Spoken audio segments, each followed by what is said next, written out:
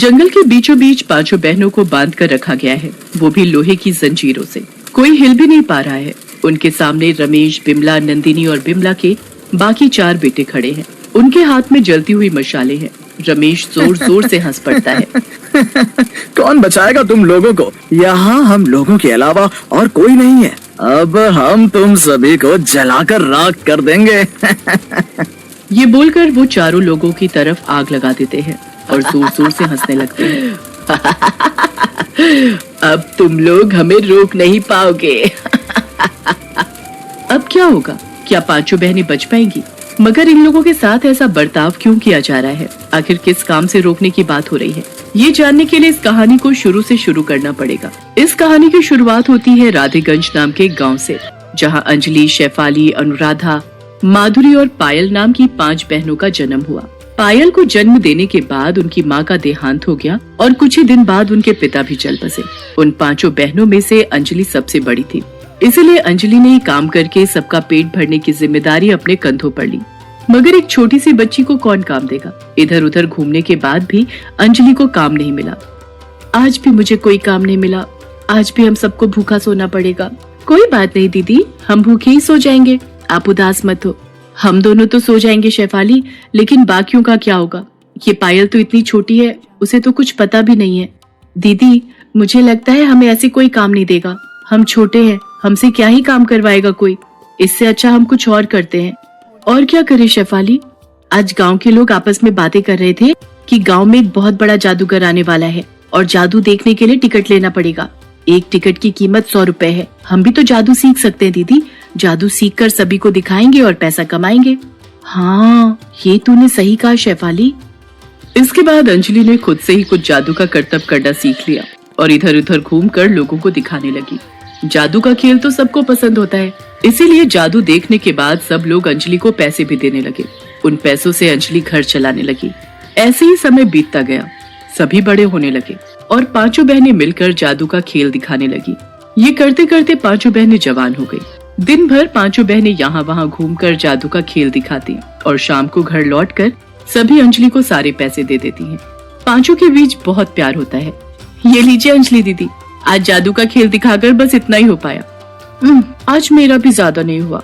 कोई बात नहीं, हर रोज एक जैसा थोड़ी होता है। हम 5 ऐसे ही एक साथ रहेंगे और सारा सुख दुख एक साथ बांट लेंगे। तभी वहाँ पर गांव के मुखिया जी आते हैं। अरे मुखिया जी, आप यहाँ आइए, बैठिए ना, बोलिए क्या बात है? अंजलि, हम गांव वाले तुम 5 से बहुत प्यार करते हैं। तुम लोगों की शादी की उम्र हो गई है। तुम लोगों के माता पिता जिंदा नहीं हैं, इसलिए तुम लोगों की शादी का भार तो हम गांव वालों को ही उठाना पड़ेगा ना। शादी करके घर बसाना कौन नहीं चाहता मुखिया जी, मगर हमसे शादी करेगा कौन? वही तो बताने आया हूँ। मेरे पास तुम लोगों के लिए एक रिश्ता है। यहाँ से बहुत दूर एक गांव है रतनपुरा। वहाँ बिमला नाम की एक औरत रहती है। उनके 5 बेटे और एक बेटी है। अपने 5 बेटों के लिए वो लड़कियां ढूंढ रही है। अगर तुम लोगों की सहमति हो तो मैं बात आगे बढ़ाऊं? सहमति तो है मुखिया जी, मगर हम यहाँ वहाँ जादू का खेल दिखाकर किसी तरह गुजारा करते हैं। हम दहेज कहाँ से देंगे? अरे उसकी चिंता तुम मत करो, हम गांव वाले चंदा जमा करके दहेज का इंतजाम कर लेंगे। मुखिया जी शादी की बात आगे बढ़ाते हैं। बिमला को 5 लड़कियां पसंद आती हैं। वो दहेज में 5 लाख रुपए की मांग करती है।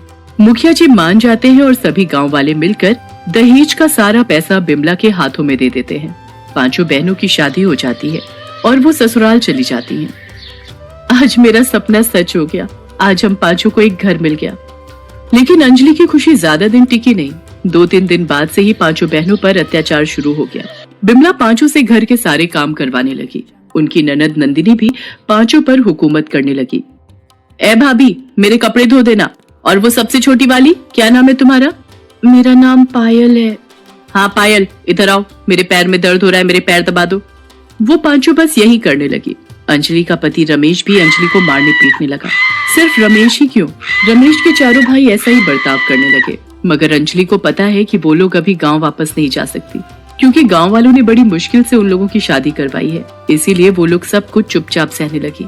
ऐसे ही 1 साल बीत गया। एक दिन शाम को बिमला, नंदिनी और बिमला के 5 बेटे एक कमरे में बैठकर आपस में बातें कर रहे होते हैं। अंजलि कमरे में बाहर से सब कुछ सुनने लगती है।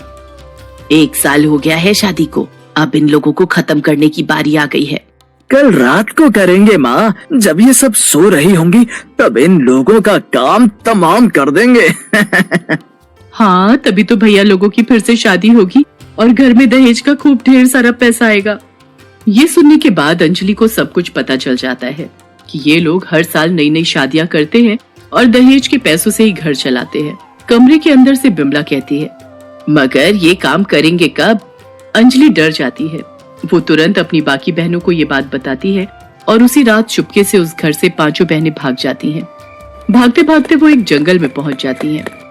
अंजलि दीदी, हमने क्या सोचा था और क्या हुआ? हम तो बस एक घर चाहते थे। वही तो, पता नहीं अब क्या करेंगे। गांव वापस भी नहीं जा पाएंगे और इन लोगों के सामने भी नहीं जा सकते, नहीं तो ये लोग हमें मार डालेंगे। इससे अच्छा हम खुद ही आत्महत्या कर लेते हैं, सारा दुख खत्म हो जाएगा। ये बात बोलते ही वहाँ हवा चलने लगती है, पेड़ पौधे सब कुछ हिलने लगते हैं और उन लोगों के सामने एक पिशाचिन प्रकट होती है। इस जंगल में ये काम गलती से भी मत करना, नहीं तो मेरी तरह इस जंगल में ही हमेशा हमेशा के लिए भटकती रहोगी। मैं तुम लोगों को जानती हूँ, तुम सब बहुत अच्छी हो, मैं तुम लोगों की मदद कर सकती हूँ। मदद? कैसी मदद? तुम लोगों को जादुई खेल दिखाती थी ना, मैं तुम लोगों को असली जादुई शक्ति दे सकती हूँ, जिससे तुम लोग उन शैतानों से बदला ले सकती हो। हाँ, हमें चाहिए जादुई शक्ति। ठीक है अंजलि, तुम सबसे शक्तिशाली बनोगी। शेफाली, तुम आग से ज्वाला निकाल सकोगी। अनुराधा, तुम पानी निकाल सकोगी। माधुरी, तुम जितनी मर्जी लंबी हो सकोगी। और पायल, तुम एक चुटकी में कहीं भी पहुंच सकोगी। ये बोलकर वो पिशाचिन गायब हो जाती है। 5 में जादुई शक्ति आ जाती है। तो चलो अब उन लोगों से बदला लेते हैं। पता नहीं उन लोगों ने कितनी सारी लड़कियों का सर्वनाश किया है, अब और नहीं करने देंगे। ये बोलकर पायल अंजलि का हाथ पकड़ती है, अंजलि शेफाली का, और इसी तरह सभी एक दूसरे का हाथ पकड़ लेते हैं और पायल सभी को लेकर एक चुटकी में वहाँ से गायब हो जाती है। वो लोग बिमला के घर के सामने आ जाते हैं। वाह, ये शक्ति तो कमाल की है। तभी वहाँ रमेश घर के बाहर आ जाता है। अच्छा, तो तुम लोग मरने के लिए आ गए? हाँ, मरोगे तो तुम लोग, हम लोग बदला लेने आए हैं। जरा पीछे मुड़कर तो देखो। 5 मुड़कर देखती हैं और तभी बिमला, नंदिनी और बाकी 4 लड़के एक एक डंडा लेकर उन लोगों के सिर पर मारते हैं। वो लोग बेहोश हो जाती हैं। 5 को जब होश आता है तब वो सब देखती हैं कि उन लोगों को जंगल के बीचों बीच बांध कर रखा गया है, वो भी लोहे की जंजीरों से। कोई हिल भी नहीं पा रहा है। उनके सामने रमेश, बिमला, नंदिनी और बिमला के बाकी 4 बेटे खड़े हैं। उनके हाथ में जलती हुई मशालें हैं। रमेश जोर जोर से हंस पड़ता है। कौन बचाएगा तुम लोगों को? यहाँ हम लोगों के अलावा और कोई नहीं है। अब हम तुम सभी को जलाकर राख कर देंगे। ये बोलकर वो लोग चारों तरफ आग लगा देते हैं और जोर जोर से हंसने लगते हैं। अब तुम लोग हमें रोक नहीं पाओगे। मगर उन लोगों को क्या पता था कि अब इन 5 बहनों में जादुई शक्तियां हैं। अनुराधा तभी मुंह से पानी निकालकर आग बुझा देती है। वो लोग चौंक जाते हैं। अंजलि अपनी शक्ति का इस्तेमाल करके लोहे की जंजीर तोड़ देती है और बाकियों की जंजीर भी तोड़ देती है। अरे बाप रे, ये लोग तो चुड़ैल हैं, भागो भागो। वो लोग भागने लगते हैं और जंगल में खो जाते हैं। इन लोगों को मैं ढूंढ कर लाती हूँ। माधुरी बहुत लंबी हो जाती है। इतनी लंबी होने के कारण वो आसानी से बिमला, नंदिनी और बाकियों को ढूंढ निकालती है और सभी को एक पेड़ के साथ बांध देती है। अब देखो मेरा कमाल। ये बोलकर शेफाली अपने हाथों से आग निकालती है और उस आग में सभी जलकर राख हो जाते हैं। 5 बहनों को इंसाफ मिलता है।